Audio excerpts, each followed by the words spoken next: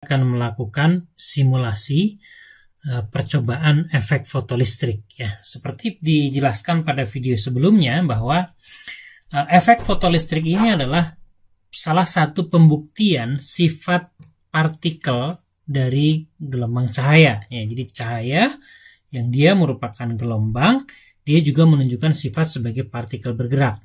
Nah, sebagai partikel bergerak, maka dia punya momentum.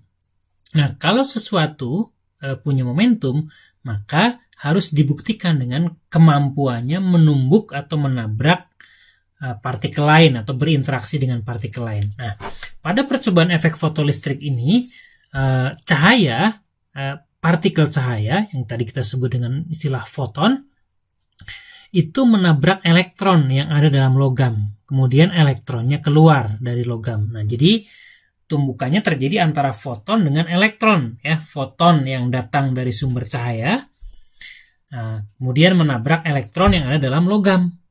Kemudian fotonnya musnah, kemudian elektronnya terpental keluar. Nah, kita bisa lihat, kita bisa saksikan dalam simulasi ini ya.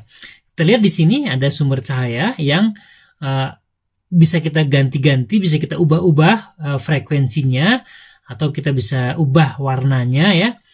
Nah, kita akan gunakan dulu warna merah misalnya ya, merah.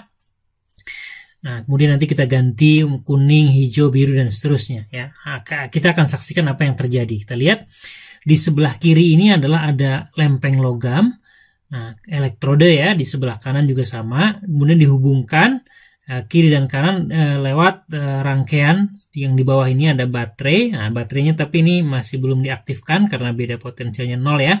Kemudian juga ada pengukur arus, di sini ada current, masih 0 juga, belum ada arus. Nah, secara rangkaian listrik ini jelas terputuskan ya, berarti harusnya kan arus nggak bisa ngalir, karena ini putus nih, ada logam yang kiri dan kanan itu kan nggak nyambung ya, ini ruang hampa di antara sini ya. Nah, kita akan lihat, kita akan coba. Nah, kita nyalakan.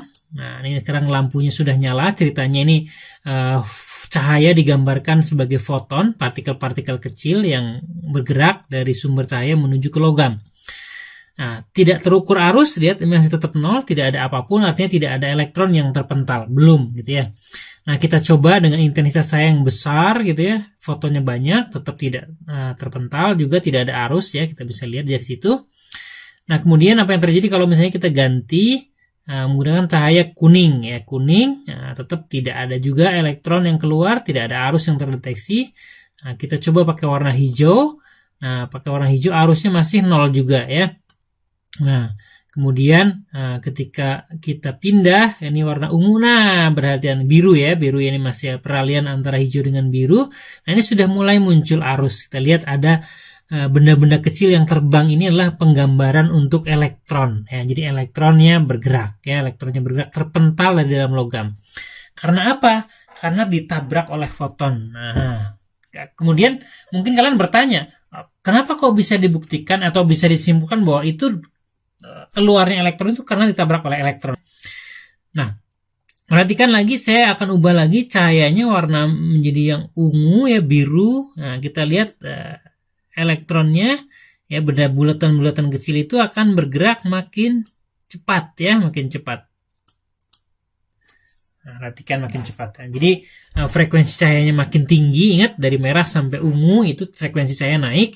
Nah, ini elektronnya akan bergerak makin cepat. Lihat arusnya juga makin besar ya.